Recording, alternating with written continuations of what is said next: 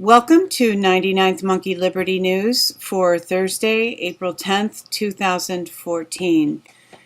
Of course, the big news today is the Bundy Ranch in Nevada, and I do have some articles about that, but I want to begin with this about Lois Lerner, because I think it's great that the Bundys are getting a lot of publicity, but we always get these, diversions, and I don't believe that the Bundy Ranch is a diversion, but at the same time, I hope it doesn't take too much attention away from some of the congressional hearings that are going on, the way Eric Holder behaved in the congressional hearing,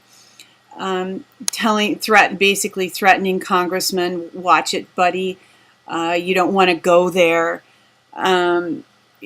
We really need to arrest these people.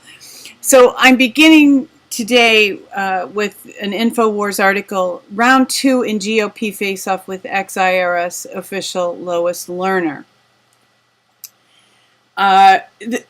She needs to go to jail. Eric Holder needs to go to jail.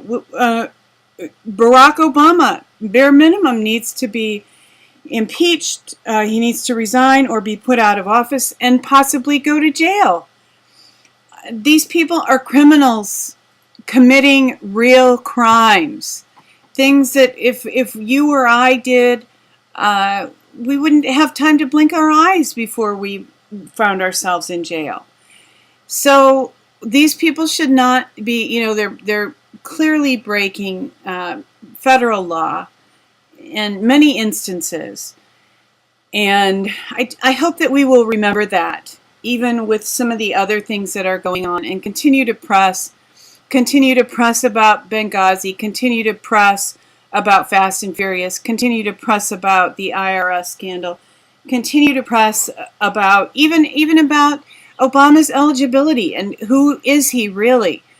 These are issues that we should not let go away, because these things are happening right out in front of God and everybody, as the old saying goes. And if we don't address them now when they're so obvious, there's just no logical stopping point for any of them. So we must stop them now. And that certainly pertains to what the federal government is doing through the Bureau of Land Management to Cliven Bundy and his family and his ranch. This is such a clear case of Agenda 21.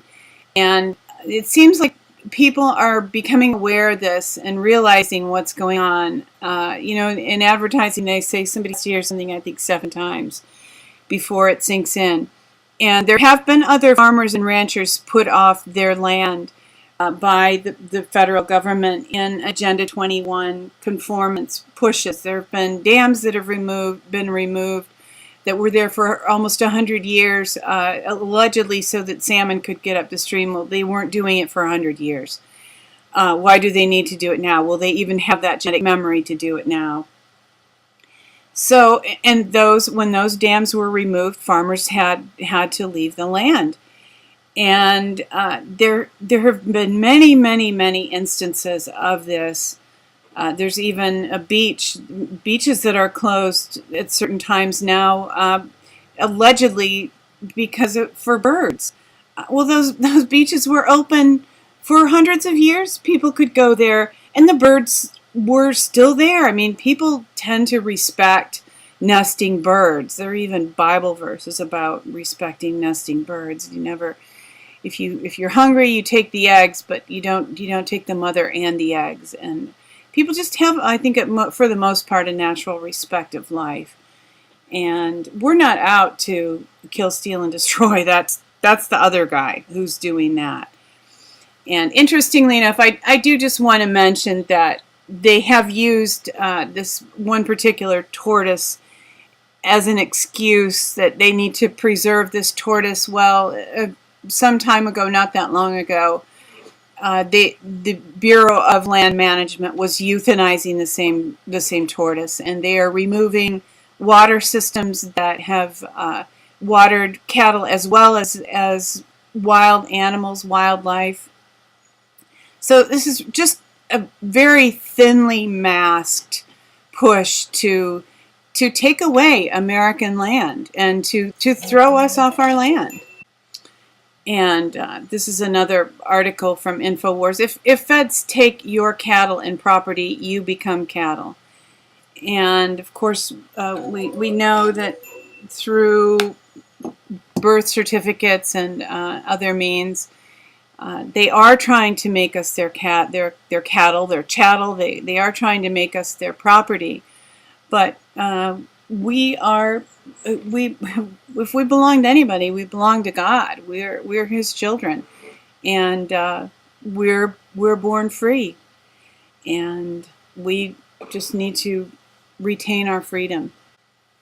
At the same time as they are putting ranchers off their land, and farmers, which is going to reduce our food supply, we actually have a shortage of beef. Here's an RT video. Drought and illness send meat prices to record highs.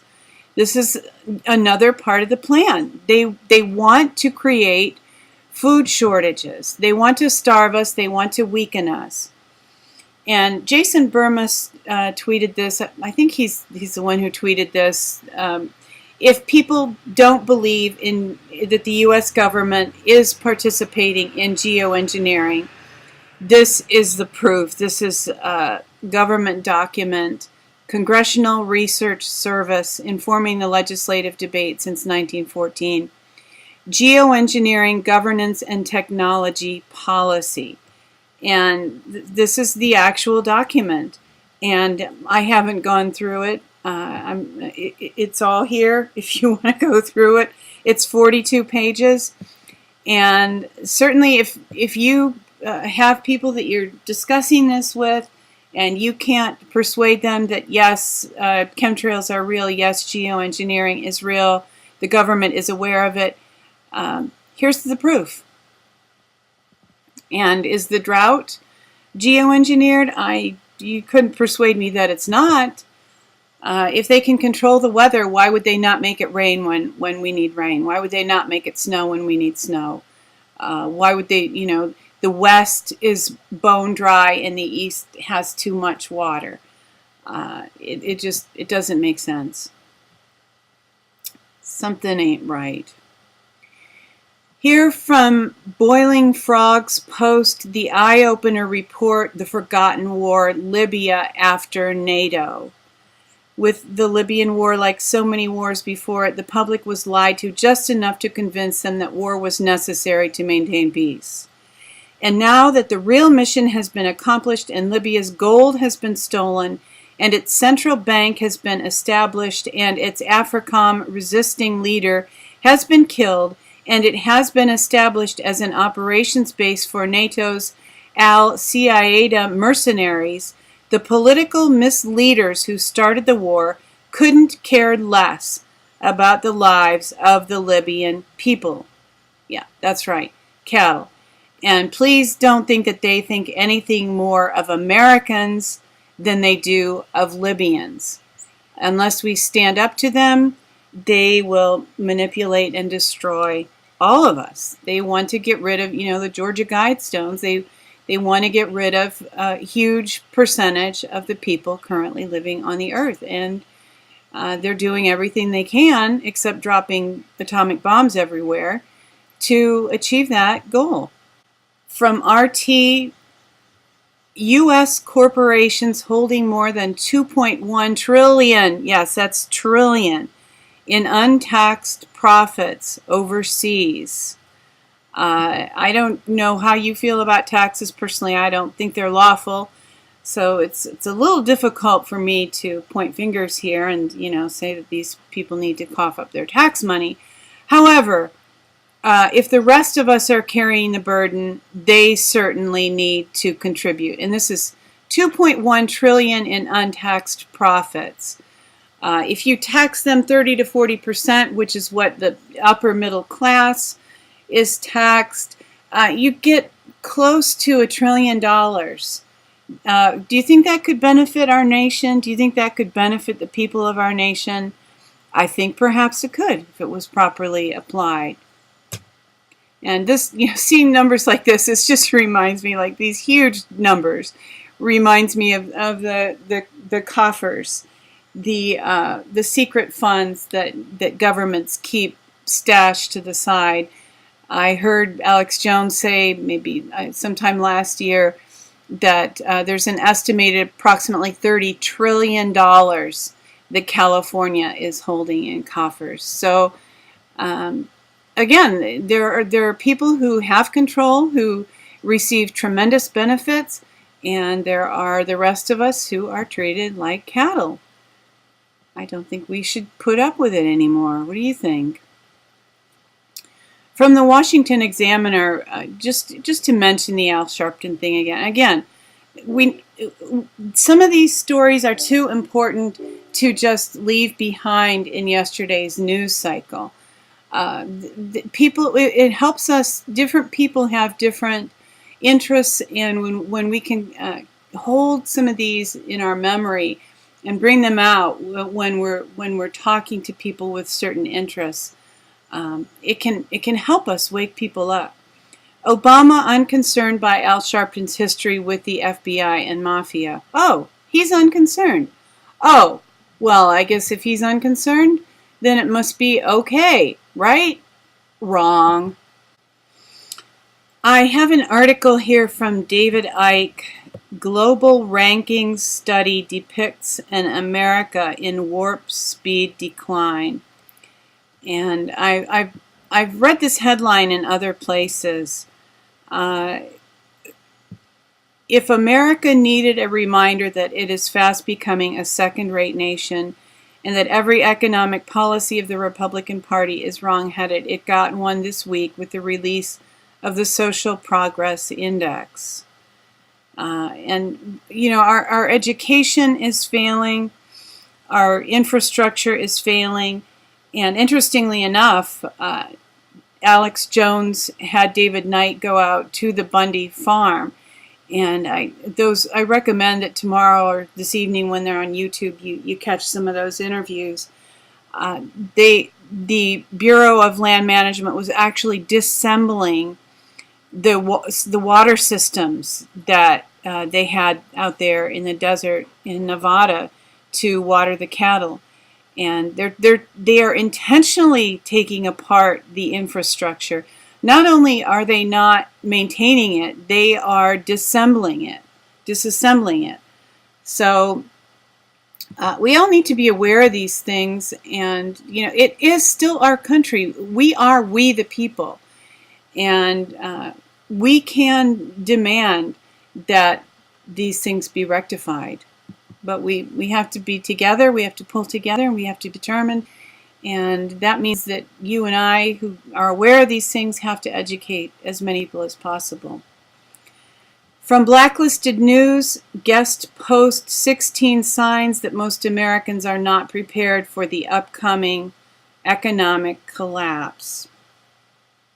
I actually had that about the decline because I do just want to highlight this. I had the article, the blog, I think it was on Monday, from Washington's blog, Welcome to Terminus, or something of that nature, where Washington's blog wrote about The Walking Dead and drew some parallels to circumstances in which we might find ourselves at some point. And just considering that, I do hope that we can be prepared for a coming collapse, whatever form it might take, or it may not even happen. But even if it doesn't, being prepared is really not a waste. And we maintain this blog, Pearl Culture, and I just thought this was a good place for this article, Planning for Survival Communities. And I just, I'm no expert, but I put together a few documents to kind of maybe that could be of help in structuring what I'm calling a survival community. Just a group of friends, family, people who live close enough to come together if something were to happen, and to pull together and, united we stand, divided we fall. If we have people that we can work with, and different people can make different contributions, we might be able to have viable communities. And that's one lesson of Walking Dead, is that in order to survive, you need to be in community when things get rough, when there are severe challenges. So just some thoughts here. If you have any additional ideas about this, I hope that you will leave a comment somewhere and let me know, because I think it's helpful to us all to consider these issues and to prepare as best as we can. From Natural News, make pesticide companies release bee death studies or ban their products, Health Canada told. Forget labeling, right? Not forget labeling. We do need labeling is good, but I'd rather see things banned if they're dangerous, if they're proven dangerous, if they're a known threat to the DNA structures of the Earth, of life on Earth. Ban them. Just ban them. And I'm glad to see that Canada is raising the pressure on some of these people. And moving towards some good news from RT, Swiss unveil new solar plane for non-stop global flight. Just a reminder, if we can get through these dark times, there are so many breakthroughs on the horizon. We just need to get from point A where we are to point B, where we can experience what I believe has potential to be a renaissance. Tennessee is on the move. I would, it would be interesting to live in Tennessee. They are really fighting for their liberty. Tennessee wants to ban the UN from monitoring its elections. When you think of the type of countries the United Nations might want to keep an eye on, you probably think of, say, Libya, whose citizens voted for the first time in over 40 years in 2012. But newly democratized countries aren't the only subjects of UN election oversight. In 2012, civil rights groups voiced their concern to the UN that state voter ID laws would lead to voter suppression. The UN sent 44 of its election monitors to states, including Tennessee, and drew much ire from conservative groups in the process. Well, forget liberal conservative. That's... these people invited a vampire in. You don't invite a vampire into your house. From the 10th Amendment Center, Tennessee Senate votes to effectively nullify federal hemp ban, 25-0. And that happened yesterday. And I believe this bill is ready to be signed into law by the governor of Tennessee. And Tennessee will be able to grow industrial hemp. Ta-da! If we can just hold on long enough and press through, we will see good things. Thank you for tuning in for today's 99th Monkey Liberty News. Weeping may endure for a night, but joy comes in the morning. Hoping that you will love one another, take care, and enforce the Bill of Rights.